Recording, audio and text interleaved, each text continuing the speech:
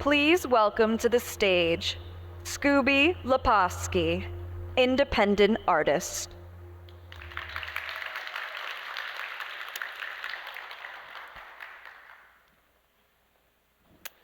Hello everyone, my name is Skooby Laposky. I'm a sound designer and artist based here in Cambridge.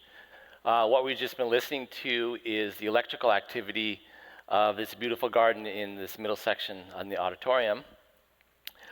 Today's a bit of a special occasion. You've kind of caught me indoors as I'm usually out in the wild at remote locations, sonifying and recording different places that are now have become kind of vectors of various anthropogenic forces like climate change, geopolitical conflict, and resource extraction. So I often get asked, how does one start making music with plants and trees? And as a sound designer, you're always looking for new tools and techniques to further the sonic language. And I happened upon biodata sonification around 8 years ago and thought it would be a useful tool in the studio if I kind of had a writer's block. Maybe I could hook up to my houseplants and they could come up with some melodies better than me. And it wasn't until I really left the studio and kind of ventured out and started connecting to plants and trees that really I had no control or influence over. And I kind of like plants as a living reflection of the conditions and circumstances where they lived and existed. So I've worked with filmmakers and various designers and creatives kind of telling their story. And it wasn't until leaving the studio that I realized that maybe the story could kind of tell itself, especially if I kind of stepped out of the way, kind of minimized the me part of it, and let nature kind of speak for itself in many ways. So I'd like to share a couple ongoing projects with you today. Hidden Life Radio is a public art project that operates essentially like an online radio station that live streams the sonified biodata of the tree canopies in different locations. I first started in Cambridge with 3 different trees around the city. It's moving to different locations each year. So this is one of the biodata kits that I designed and built. It's solar powered, it's autonomous. It reads the electrical activity, beams the data to a computer that translates it into music and then live streams it for you to hear.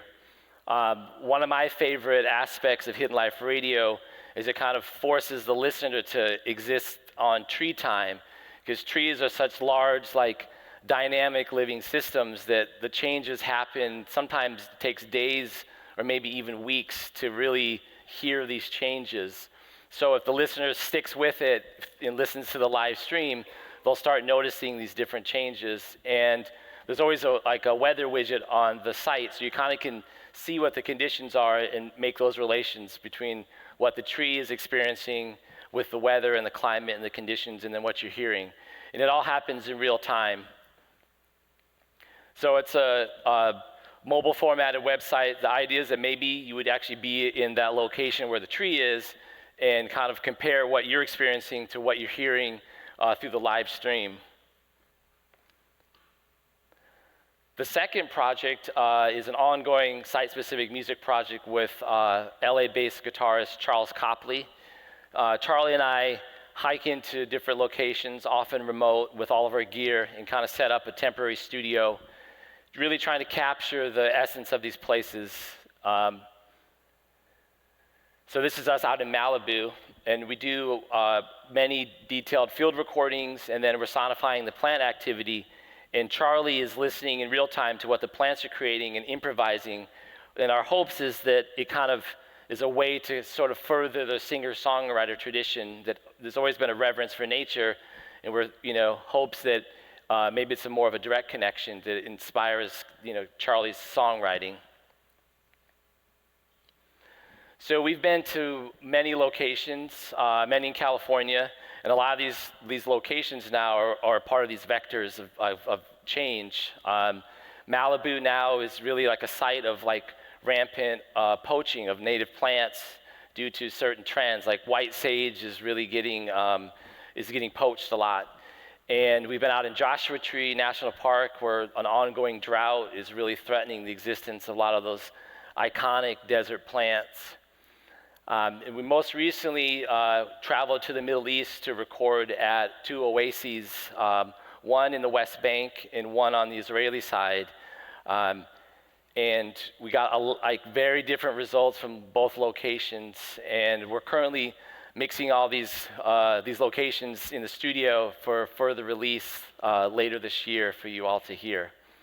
I want to thank Solve at MIT for having me here and to let me share my story with you all. I hope that you will tune into the trees and listen to the palm reading project as well. Thank you.